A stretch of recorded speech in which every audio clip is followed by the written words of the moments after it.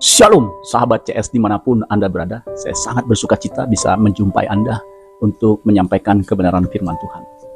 Kebenaran firman Tuhan pada kesempatan kali ini berjudul Tidak Pernah Gagal. Siapa yang tidak pernah gagal? Hanya Allah yang tidak pernah gagal. Makanya ada lagunya, Dia tak pernah gagal karena Dia Allah. Saudara ya, Dia tak pernah gagal. Ayub pasal 42 ayat 1 dan 2. Saya akan bacakan buat kita semua. Dikatakan begini, Ayub 42 ayat 1, maka jawab Ayub kepada Tuhan, aku tahu, ayat 2, aku tahu bahwa engkau sanggup melakukan segala sesuatu dan tidak ada rencanamu yang gagal.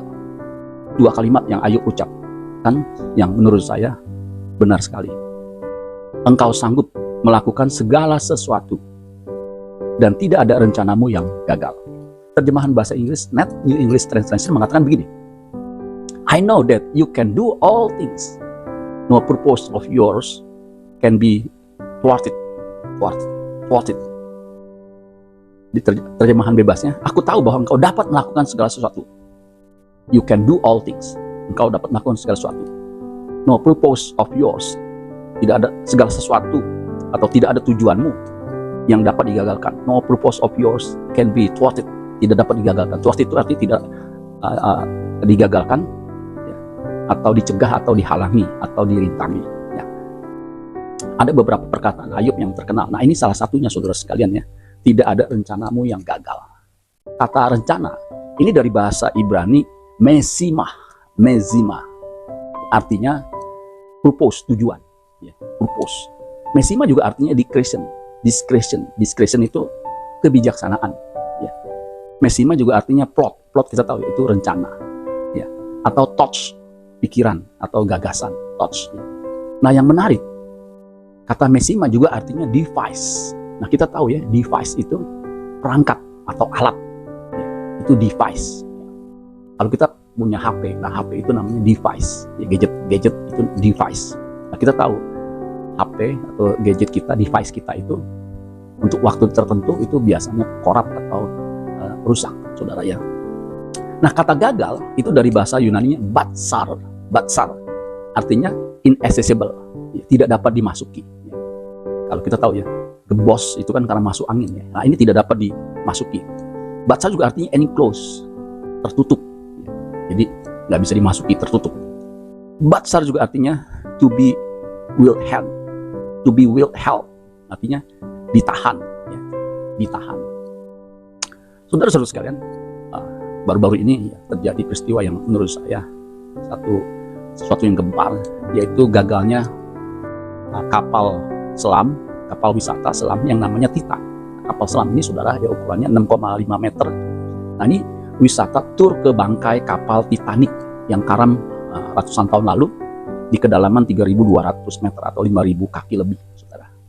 Nah, saya juga nggak tahu kenapa ada tur ya ke tur wisata ke kapal Titanic yang tenggelam itu, saudara. Makanya disebut kapal Titan, kapal selam Titan. Nah, kapal selam itu gagal ya, melayani wisata untuk melihat reruntuhan kapal Titanic.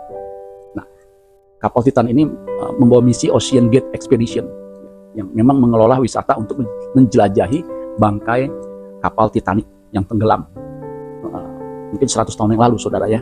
Nah, biaya untuk tur ini itu $250.000 atau 3,7 miliar per orang yang diikuti oleh 5 orang, termasuk pemilik kapal ini atau perusahaan, pemimpin perusahaan ini yaitu Ocean Gate ya. Nah, saudara sekalian, kapal ini kita tahu itu meledak, saudara sekalian.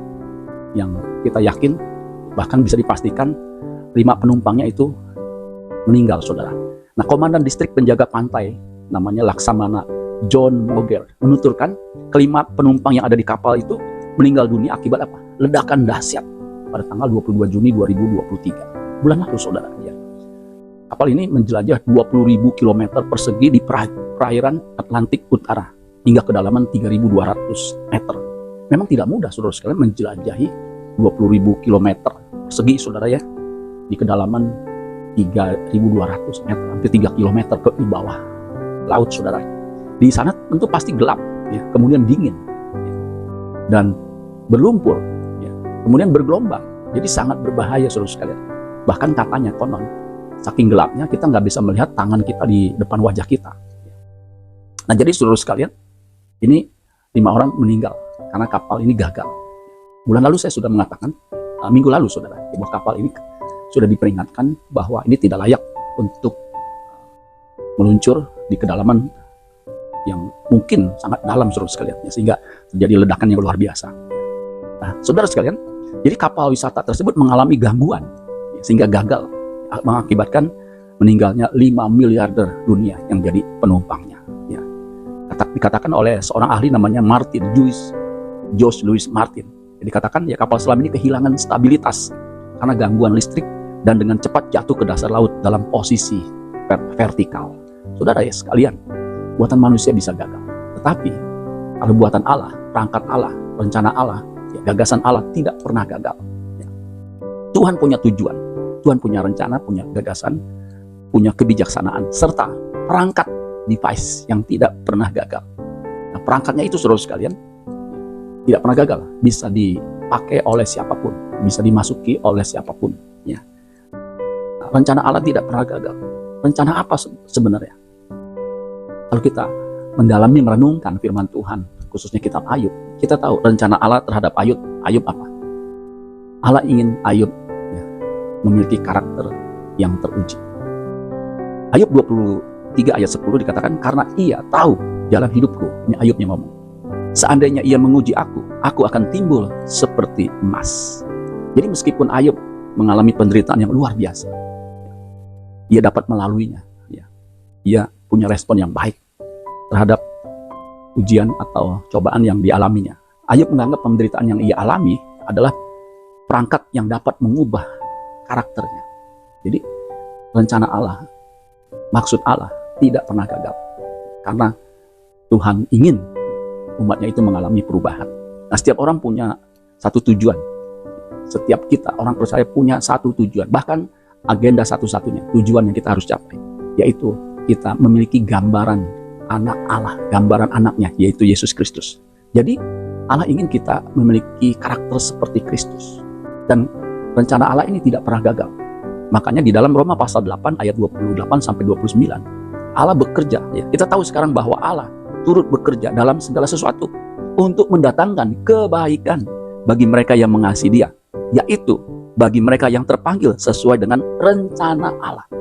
Jadi rencananya adalah apa? Ayat 29. Sebab semua orang yang dipilihnya dari semula, mereka juga ditentukannya dari semula untuk, perhatikan tujuannya, menjadi serupa dengan gambaran anaknya, supaya ia, anaknya itu menjadi yang sulung di antara banyak saudara. Kita punya model, prototipe, gambaran, ikon Yesus Kristus yang sudah mencapai kesempurnaannya sehingga bisa menjadi contoh buat kita untuk kita bisa ikuti teladannya sehingga kita menjadi anak seperti yang Tuhan kehendaki, Allah yang kehendaki, di mana Yesus putra tunggal Allah ketika dibaptis, inilah anakku yang kukasihi, kepadanya aku berkenan. Itu suara Bapa di sorga menunjukkan bahwa ini model satu-satunya yang kita harus ikuti. Nah, jika kita meresponi penggarapan Allah ini dengan baik, saudara sekalian, dengan benar, maka rencana Allah agar kita menjadi serupa dengan Kristus tidak pernah gagal. Pasti berhasil, bahkan pasti terlaksana. Sebab firman yang keluar dari mulut Allah tidak akan kembali dengan sia-sia. Saudara-saudara sekalian, kalau kita sedang diproses pada saat ini, biar kita tetap tekun di dalam Tuhan. Karena rencananya agar kita serupa dengan Kristus tidak pernah gagal. Kalau kita bisa merespon dengan baik, seperti Ayub. Amin buat firman Tuhan. Tuhan Yesus memberkati. Kalau saudara diberkati oleh firman Tuhan ini, saudara bisa bagikan kepada siapapun yang Tuhan taruh dalam hati saudara, agar mereka pun diberkati Tuhan. Tuhan Yesus memberkati.